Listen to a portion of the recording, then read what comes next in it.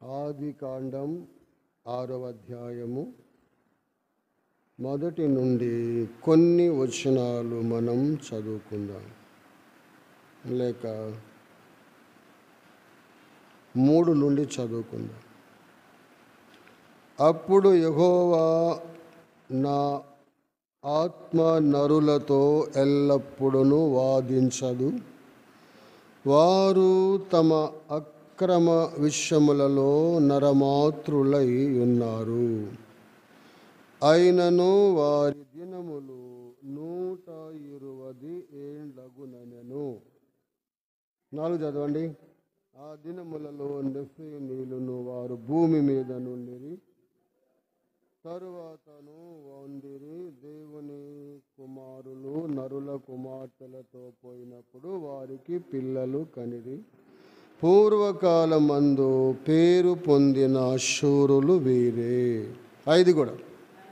నరుల చెడుతనము భూమి మీద గొప్పదనియు వారి హృదయము యొక్క తలంపులోని ఊహ అంతయు ఎల్లప్పుడూ కేవలము చెడ్డదనియు యెహోవా చూచి తాను భూమి మీద నరులను చేసినందుకు యెహోవా సంతాపము నొంది తన హృదయములో నొచ్చుకొనెను. దేవుడు తన మాటలను దీవించి ఆశీర్వదించునుగాక. చిన్న ప్రార్థన చేసుకుందాం. ప్రభువా, వందనాలు, స్తోత్రములు తండ్రి.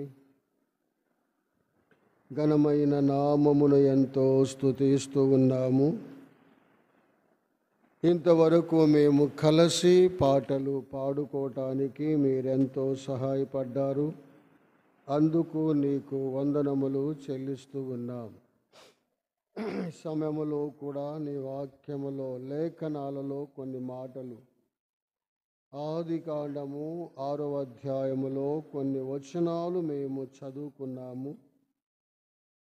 తండ్రి, మీరు ఏమి తలంపులు మాతో మాట్లాడనై ఉన్నారో నీ ఆత్మచేతనే నడిపించండి. నీ తలంపులతో నింపండి. నీ కార్యము మాలో జరిగించండి. ప్రతి మాట మాకు ఎంతో ఆశీర్వాదకరముగా చేసే దేవుడు. ప్రతి మాట నీ మాటలు మా మేలు క్షేమాన్ని కోరి మాకు నిత్యము కూడా నీ సన్నిధిలో నిన్ను ఘనపరిచే విధానములో మా పక్షంగా మీరు చేసే దేవుడవని స్తుతిస్తూ ఉన్నాం. సమయములో నిలబడుచున్న నీ దాసుడను నన్ను నీ ఆత్మతో నింపి బలపరిచి కొద్ది నిమిషాలు మేము నీ లేఖనాలలో ఉన్న సత్యాలు తెలుసుకోవటానికి సహాయము చేయమని, నీ ఆత్మ సహాయము చొప్పున కార్యము చేయమని, శత్రువుకు తావు లేకుండా చేయమని యేసుక్రీస్తు నామములో స్తుతించి ఆరాధించి ప్రార్థిస్తున్నాము తండ్రి. ఆమేన్. భాగములో మనం చూస్తే నరులు విస్తరింపనారంభించిన తరువాత జరిగిన సంగతులు ఏంటంటే, నరులు విస్తరింపనారంభించిన తరువాత జరిగిన కార్యం ఏంటంటే పాపము విస్తరించింది. అంతే అంటారు, మంది ఎక్కువైతే మంచి పలసన అవుతాయంట. అలాగనే ప్రజలు వృద్ధి పొందే కొంది పాపము కూడా విస్తరిస్తున్నటువంటి పరిస్థితులు. అందుకని భాగములో పాపము విస్తరిస్తున్నది ఓ మాట మనం చూసాం. 5వ వచనములో నరుల చెడుతనము భూమి మీద గొప్పదనియు వారి హృదయము యొక్క తలంపులలోని ఊహ అంతయు ఎల్లప్పుడూ కేవలము చెడ్డదనియు యెహోవా చూశాడు. ఇక్కడ మనం చూసాము, నరుల చెడుతనము భూమి మీద ఎలాంటిదంట? గొప్పదంట. చెడుతనము కూడా గొప్పదేనంట కదా. అంటే నరులు చేసేటువంటి కార్యములు అవి భూమి మీద గొప్పదని దేవుడు వారి హృదయం యొక్క తలంపులలోని ఊహ అంతయు ఎల్లప్పుడూ కేవలము చెడ్డదనియు యెహోవా చూశాడు. చూసి ఆయనంట ఏం చేశాడు? సంతాపము నొందాడట. ప్రకృతిలో దేవుడు చేసినటువంటి ప్రతి దానిని గురించి దేవుడు ఎన్నడూ కూడా బాధపడల. నిజముగా వాటిని గురించి ఆలోచించలా దేవుడు. కానీ ఎవరి గురించి ఆలోచిస్తున్నాడంటే తన రూపమందు తన స్వరూపముతో చేసినటువంటి మానవుని గురించి బాధపడుతున్నారు కదా. ఆ బాధ ఇప్పటికీ జరుగుతూనే ఉన్నది కదా. తల్లిదండ్రులకు ఆ బాధ ఇప్పటికీ కూడా పిల్లల విషయాలలో ఆ బాధ ఇప్పటికీ కూడా కలుగుతూనే ఉన్నది. ఎందుకంటే పిల్లల యొక్క ప్రవర్తనను బట్టి తల్లిదండ్రులు ఎలా ఉంటున్నారంటే సంతాపము నొందుతున్నారు, బాధపడుతున్నారు. అందుకన్నాడు కదా, వారి హృదయము యొక్క తలంపులలోని ఊహ అంతయు ఎల్లప్పుడూ కేవలము చెడ్డదనియు యెహోవా చూశాడని. ఎల్లప్పుడూ కూడా వారి తలంపులు ఎలాంటివంటే చెడ్డవంట. అందుకే 6వ వచనములో సంతాపము నొంది తన హృదయములో నొచ్చుకున్నాడంట. దేవుడు బాధపడ్డాడు. వారు చేసేటువంటి కార్యాలు, నరుల కుమార్తెలు, మరి తర్వాత మనం చూసాం కదా, విస్తరించినప్పుడు తర్వాత ఆ కుమార్తెలు వారికి పుట్టిరి. దేవుని కుమారులు నరుల కుమారులు చక్కని వారని చూచి వారందరితో తమకు మనస్సు నచ్చిన స్త్రీలను వివాహము చేసుకున్నారు. అందుకే వారు తప్పిపోతానికి కారణం. కాబట్టి దాని విషయంలో దేవుడు ఎంతో బాధపడ్డారు, సంతాపం పొందారు. అలానే దినాల్లో మనం కూడా మన పిల్లల విషయాలలో కొన్నిసార్లు బాధపడుతూ ఉంటాం. పరిస్థితులను బట్టి, అనేకమైన విధానాలను బట్టి మనం కూడా బాధపడుతున్నటువంటి పరిస్థితులు మనము చూస్తూ ఉన్నాం. మనం ఒక్కరి ఇద్దరికే బాధపడుతున్నాం. కానీ దేవుడైతే అందరి విషయం, ఎంతమంది అంటే విస్తరించిన జనులంతా అలానే ఉన్నారంట. విస్తారముగా ఉన్నారు కదా. విస్తరించిన జనులందరూ ఎలా ఉన్నారంటే, ఎలా ఉన్నారు వారు? 11 వచనం 11 భూలోకం దేవుని సన్నిధిని చెడిపోయి ఉండెను, భూలోకము బలాత్కారముతో నిండి ఉండెను. దేవుడు భూలోకమును చూచినప్పుడు అది చెడిపోయి ఉండెను. భూమి మీద సమస్త శరీరులు తమ మార్గమును చెరిపివేసుకున్నారు. మార్గాన్ని చెరిపివేసుకున్నారంట. అంటే మంచి మార్గాన్ని విడచి చెడ్డ మార్గాన్ని ఏర్పరచుకున్నారు. మానవుని యొక్క నైజం, మంచిదానికి మానవుడు ఆశించడు, కానీ చెడుదానికి ఎక్కువ ప్రాధాన్యత ఇస్తాడు. చెడ్డవాటికి ఎక్కువగా ప్రాధాన్యత ఇస్తారు. ఆ తరము వారు అలా ఉన్నారు. అందుకే దేవుడు ఆ తరము వారిలో చేసిన కార్యం ఏంటంటే, చూడండి ఈ మాట మనం చదువుకుందాం.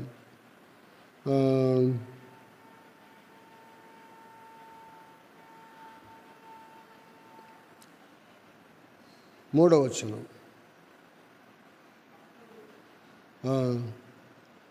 అప్పుడు యెహోవా, నా ఆత్మ నరులతో ఎల్లప్పుడూ వాదించదు, వారు తమ అక్రమ క్రియల విషయములో నరమాత్రులై ఉన్నారు, అయినను వారి దినములు 120 ఏండ్లు అగును అన్నాడు.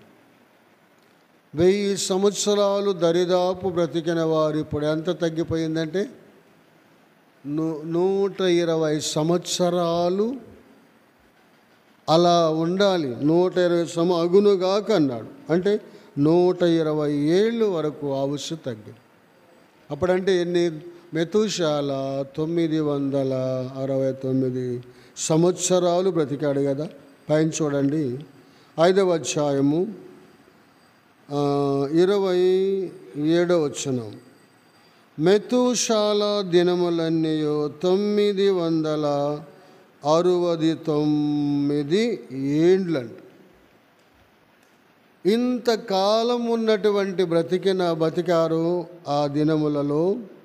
కానీ ఎందుకు దేవుడు వారి ఆయుష్ని తగ్గించాడంటే, ఇంతకాలము నేను సహించలేను కాబట్టి కనీసం 120 సంవత్సరాల కన్నా బాగుంటారేమో కదా.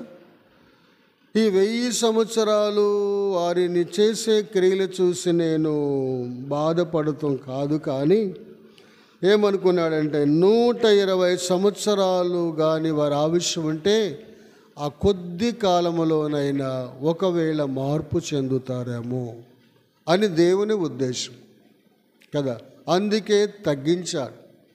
ఆయుష్ని తగ్గించింది దేని కొరకంటే ఆ కొద్ది కాలములోనైనా వారి జీవితాలు మార్చబడతాయి అనేటువంటి ఆలోచనతో దేవుడు వారి దినములు తగ్గించాడు.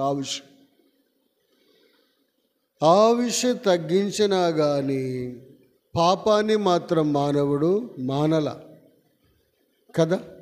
ఆయుష్ని తగ్గించినా కానీ మానవుడు పాపము చేయుట మానల. ఇంకా విస్తారముగా పాపము చేస్తున్నాడు. కానీ పాపమునకు భయపడి తాను దేవునికి భయపడి పాపము చేయకుండా మానవుడు ఉండలేకపోతున్న పరిస్థితులు.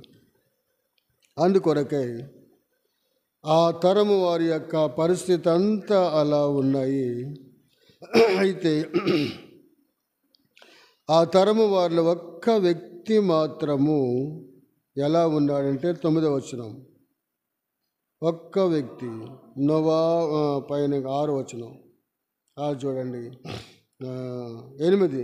అయితే నోవాహు యెహోవా దృష్టికి కృప నొందినవాడాయను. యెహోవా దృష్టికి కృప పొందాడు. ఎవరంటే ఆయన నోవాహు. నోవాహు దేవుని కృప పొందాడు. జల ప్రళయములో నుండి తన ఒక్క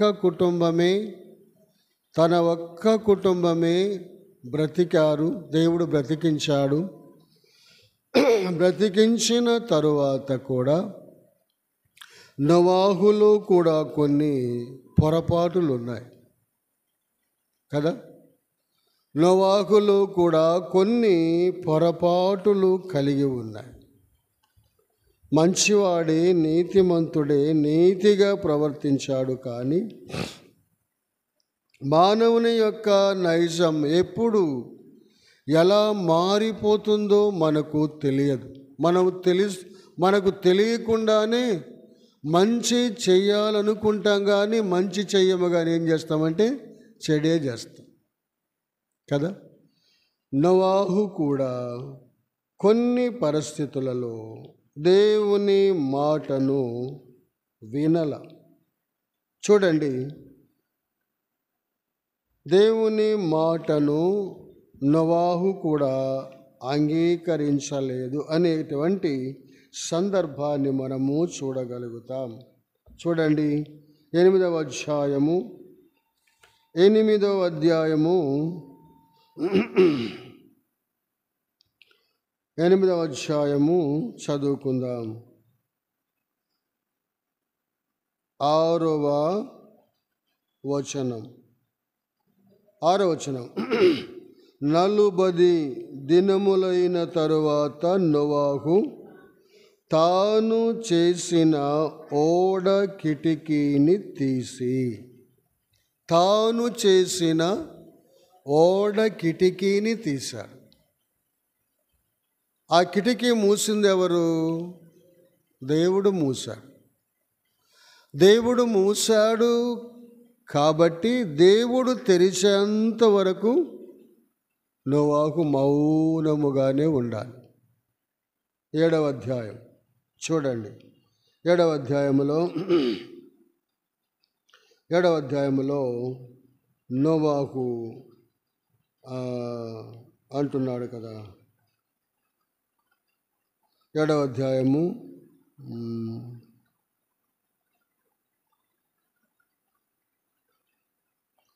8వ వచనం.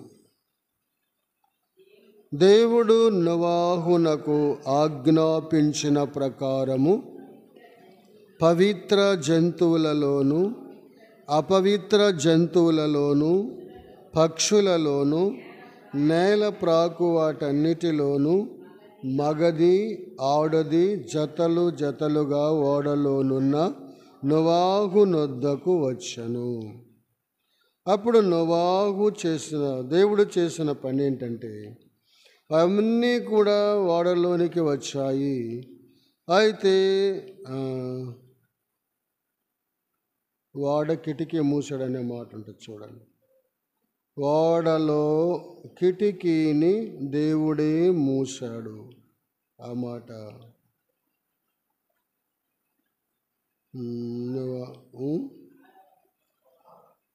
చదవండి.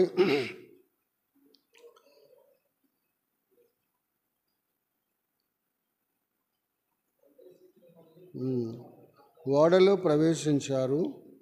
తర్వాత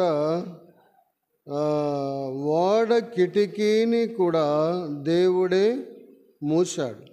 ఇక్కడ ఉన్నది కదా, ఆ ప్రవాహ జలములు తప్పించుకుంటకే ఓడలో ప్రవేశించిరి. తర్వాత అన్నాడు కాదు,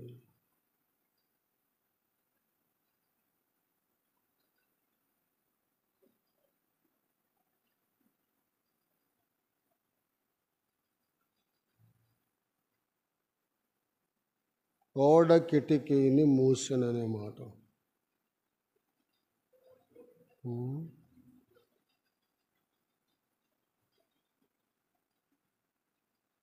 ఆ 16వ వచనం. ప్రవేశించి ఉన్నవన్నీ దేవుడు అతనికి ఆజ్ఞాపించిన ప్రకారము సమస్త శరీరులలో మగదియు ఆడదయు ప్రవేశించెను. అప్పుడు యెహోవా ఓడలు అతనిని మూసివేశాను. అంటే సర్వజీవులు కూడా మగది ఆడది అపవిత్రమైనవి పవిత్రమైనవి అన్నీ కూడా ఓడలో ప్రవేశించాయి. ఓడలో ప్రవేశించిన తరువాత దేవుడే ఆ ఓడను మూసివేశాడు. అంటే కిటికీని తాను మూసివేశాడు. అందుకే అప్పుడు యెహోవా ఓడలో అతనిని మూసివేశాడు. కాబట్టి దేవుడు మూసివేసిన కిటికీని ఎవరు తెరిచారు?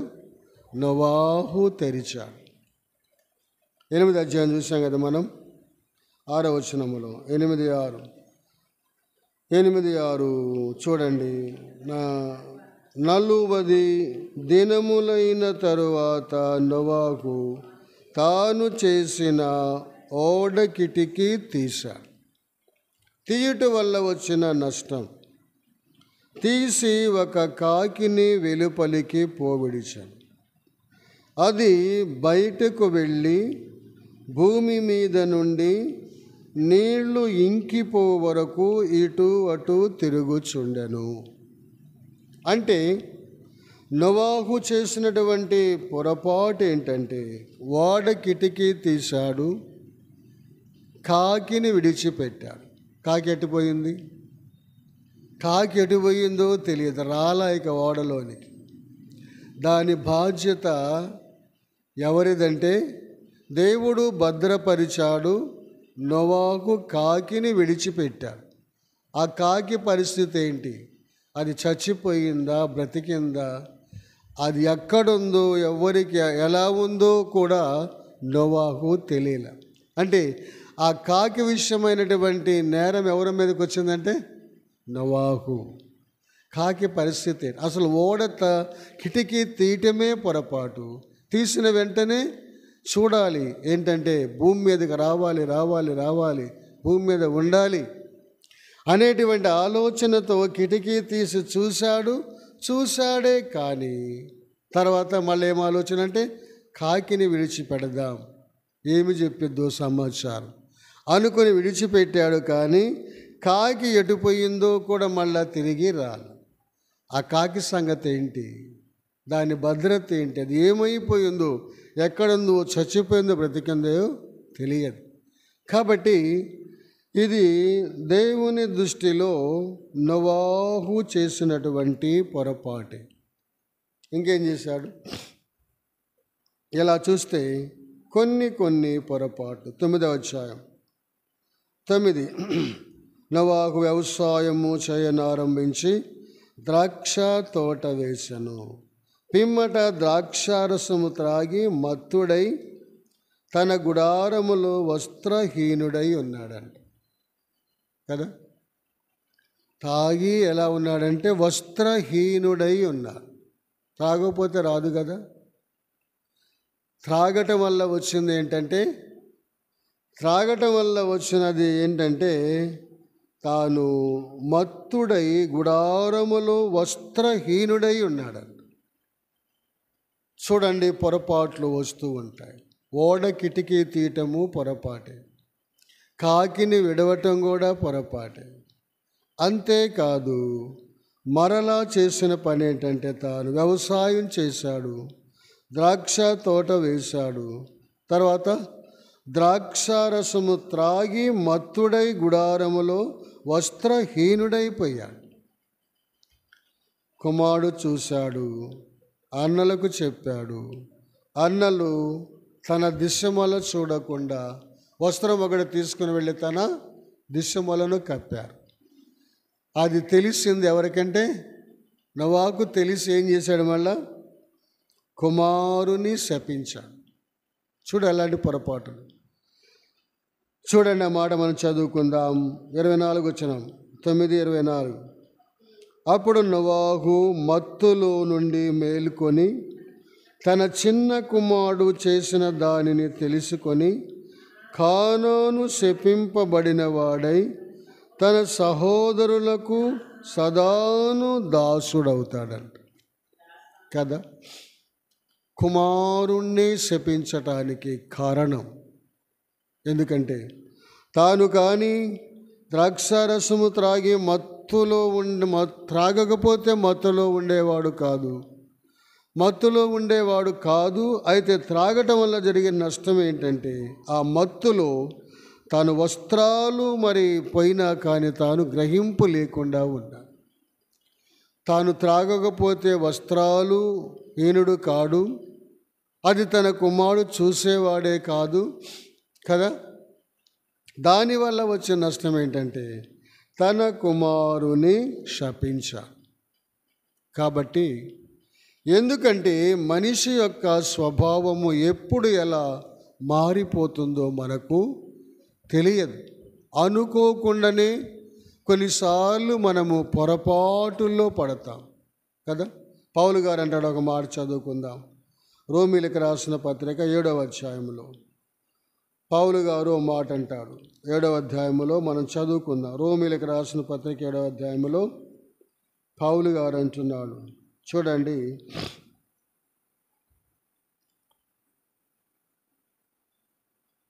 7వ అధ్యాయము 18వ వచనం. నా యందు అనగా నా శరీరమందు మంచిది ఏదియూ నివసింపదని నేనెరుగుదును. తెలుసు మనకు కూడా. మనకు కూడా తెలుసు, పొరపాటు ఏంటో తెలుసు, మంచి ఏంటో తెలుసు. తెలీదా? తెలియకనే చేస్తున్నారా పాపం ఈ దినాల్లో? తెలుసు కదా. అంతటి పౌలు గారే అంటున్నాడు ఏంటంటే, నా యందు అనగా నా శరీరమందు మంచిది ఏదియు నివసింపదని నేనెరుగుదును. తర్వాత, మేలైనది చెయ్యవలనని కోరిక నాకు కలుగుచున్నది కానీ దానిని చేయుట నాకు కలుగుటలేదంట. మేలు చేద్దామనుకుంటున్నాడు కానీ మేలు చేయాలనేటువంటి ఆ తలంపు మళ్ళా రావటం. అందుకని నోవాహు నీతిమంతుడు, నోవాహు దేవుని కృప పొందినవాడైనా కానీ తాను కూడా పొరపాటులో పడ్డాడు. ఆ పొరపాటు ఎంతవరకు పోయిందంటే తన కుమారుని శపించేంతవరకు వెళ్ళిపోయాడు. అందుకే పిల్లరా, మనం కూడా ఏ క్షణములో ఎలా మన బ్రతుకు మారిపోతుందో మనకు తెలియదు. అందుకే పౌలు గారు అంటున్నాడు, దానిని చేయుట నాకు కలుగదు. 19, నేను చేయగోరు మేలు చేయక చేయగోరని కీడే చేస్తున్నాడంట కదా. చేయకూడనటువంటి మేలు చేయట్లేదు కానీ చెయ్యకూడని కీడే చేస్తున్నాడంట. ఎంత మాట చూడు. నేను కోరని దానిని చేసిన ఎడల దానిని చేయునది నా యందు నివసించు పాపమే గాని ఇంకను నేను కాదు. అంటే పాపము మనలో నివసిస్తుంటుంది. మనము పాపాన్ని విడిచిపెడతాం కానీ పాపం మనలను విడిచిపెట్టదు. మనం విడిచిపెడతాం. యేసు ప్రభువుని అంగీకరించాం, ప్రభు రక్తములో కడుగబడ్డామని పాపాన్ని విడిచిపెడతాం. కానీ ఆ పాపము మాత్రం మనలను వెంటాడుతూనే ఉంటుంది. ఎలా వెంటాడుతుంది? ఏదో ఒక తలంపు, దృష్టిలోను, మాటలోను, ఆలోచనలోను ఏదో ఒక చెడ్డ తలంపులు మనకు ఆవరిస్తూ ఉంటాయి. అదే పౌలు గారు అంటున్న మాట. చూడండి 21వ వచనం. కాబట్టి మేలు చేయగోరు నాకు కీడు చేయుట కలుగుచున్నదను ఒక నియమము నాకు కనబడుచున్నది. అంతరంగ పురుషుని బట్టి దేవుని ధర్మశాస్త్రమునందు నేను ఆనందించుచున్నాను గాని వేరొక నియమము నా అవయవములలో ఉన్నట్టు నాకు కనబడుచున్నది. అది నా మనసునందున్న ధర్మశాస్త్రముతో పోరాడుచు నా అవయవములలోనున్న పాప నియమమునకును నన్ను చెరపట్టి లోపరుచుకొనుచున్నది కదా. తలంపులు వస్తూ ఉంటాయి. నేను లోకంలో నాకేమీ చెడ్డ తలంపులే రావు అని అనుకుంటాం, కానీ ఏదో ఒక తలంపులు వస్తూనే ఉంటాయి మనిషికి. అంత పౌలు గారే అలాంటి మాటలు అంటుంటే మనమెంత, మన జీవితాలు ఎంత. కాబట్టి మనం చేయవలసింది ఏంటంటే అన్ని వేళలా అన్ని సమయాలలో మనము మన మనస్సాక్షి మనతో మాట్లాడిన కొలది ఎన్నిసార్లైనా క్షమాపణ కోరుకోవటం కదా. క్షమించు ప్రభువా, క్షమించు ప్రభు అనగానే ఆయన వెంటనే క్షమిస్తాడు.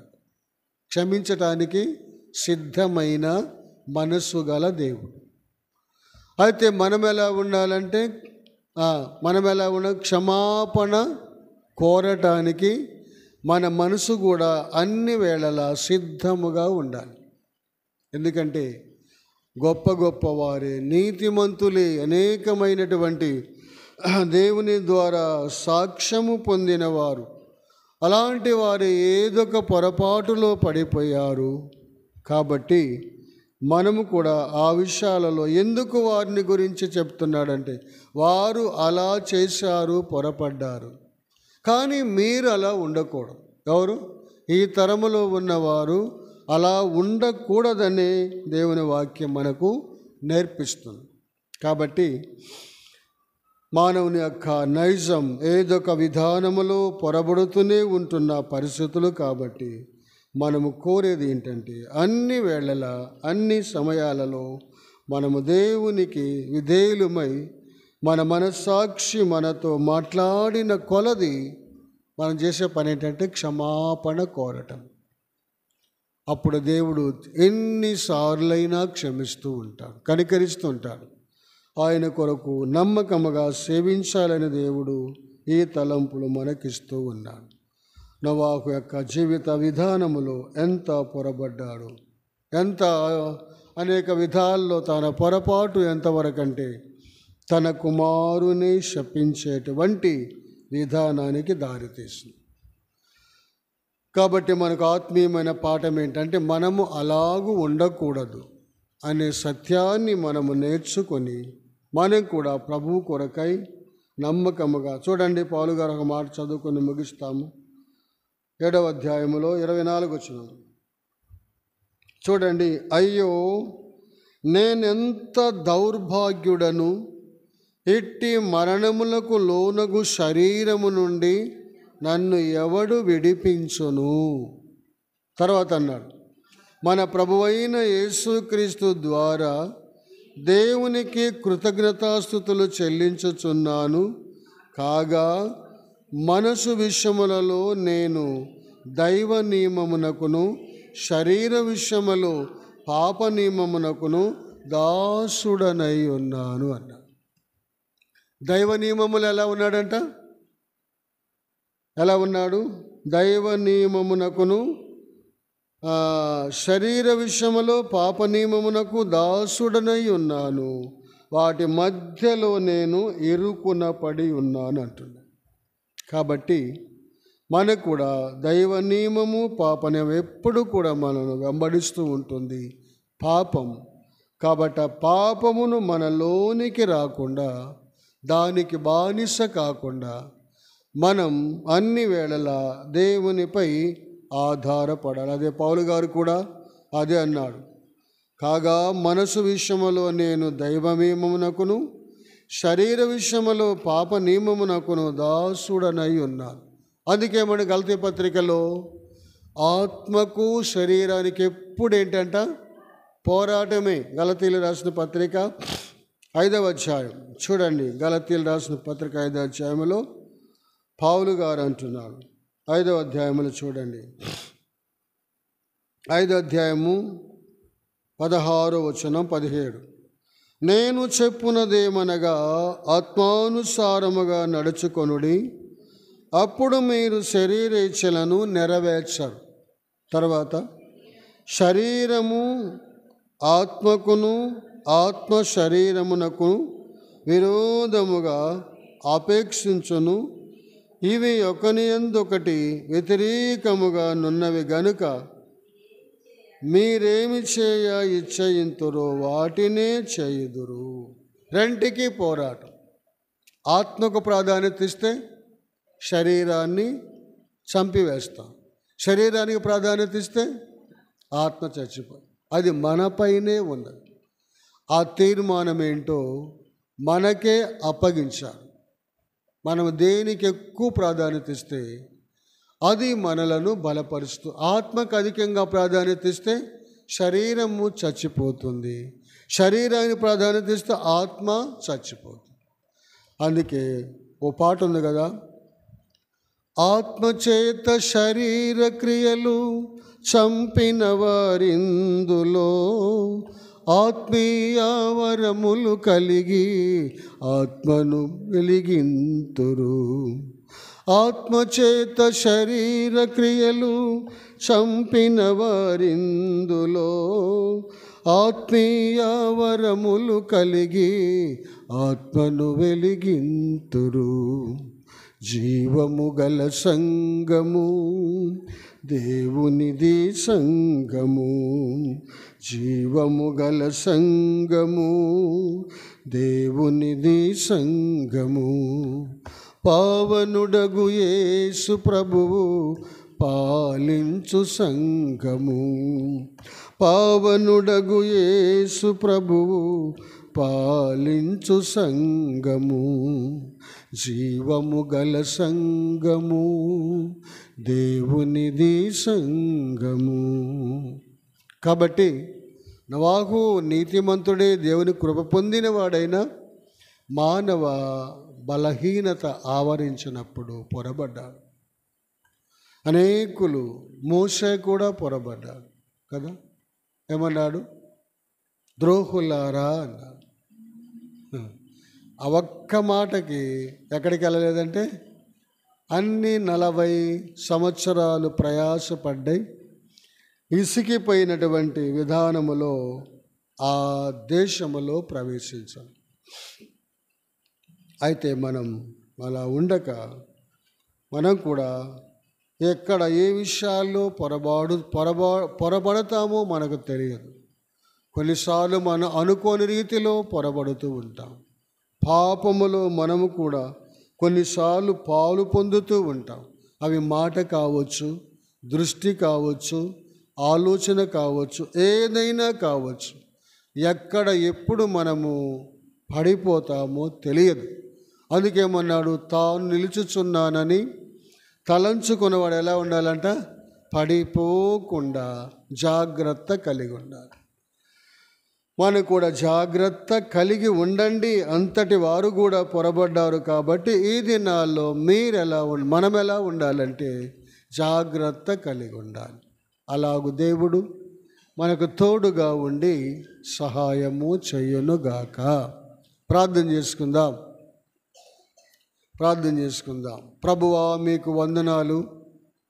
ఘనమైన నామమును బట్టి స్తుతిస్తూ ఉన్నాము. రాత్రి కాలములో కొంత సమయము మీ లేఖనాలలో క్లుప్తముగా కొన్ని మాటలు మేము నేర్చుకోవటానికి మీరు మాకు సహాయపడ్డారు. నరుల చెడుతనము విస్తరించింది, భూమి బలాత్కారముతో నిండి ఉన్నది. మీరైతే సంతాపమునుంది. నరులకున్న ఆయుష్ని మీరు తగ్గించి 120 సంవత్సరాలు చేశారు. ఆ కొద్ది కాలమైన వారు మంచిగా నాతో కలిసి ఉంటారని. కానీ ప్రజలు ఆయుష్ని తగ్గించినంత మాత్రమున వారు పాపము ఇంకా విస్తరిస్తూనే ఉన్నది. అందుకే యాకోబు రాసిన పత్రికలో అంతలో కనబడి కొంతలో మాయమైపోవు ఆవరి వంటి వారన్నావు.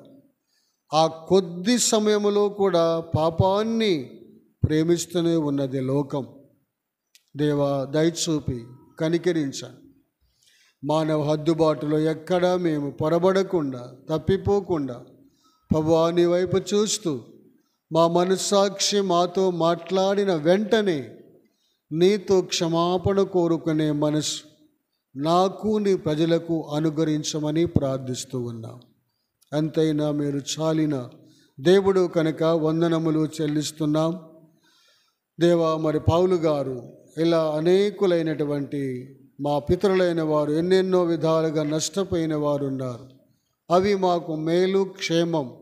వారి గురించి మేము నేర్చుకునే సత్యాలు అవి అలా ఉండకూడదని మీరు మాట్లాడుతున్న దేవుడు కనుక మీరే మాకు తోడుండి సహాయపడం. చేరువచ్చిన ప్రియులు దాసుడు వాసుదన్న బట్టి కుటుంబము, పిల్లలు, భవిష్యత్తులు, ఆ రక్షణ విషయాల్లో మీరే కార్యాలు చేయండి.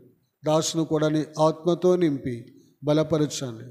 దేవా, యాకోబు బ్రదరు కుటుంబము, పిల్లలు వారి భవిష్యత్తులో తోడుండి వారు కూడా రక్షణ పొందేవారిగా సహాయపడమని ప్రార్థిస్తున్నా.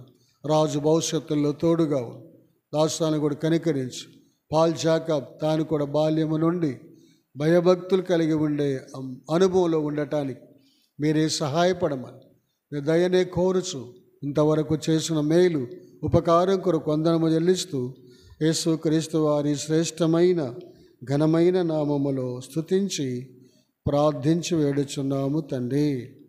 ఆమేన్.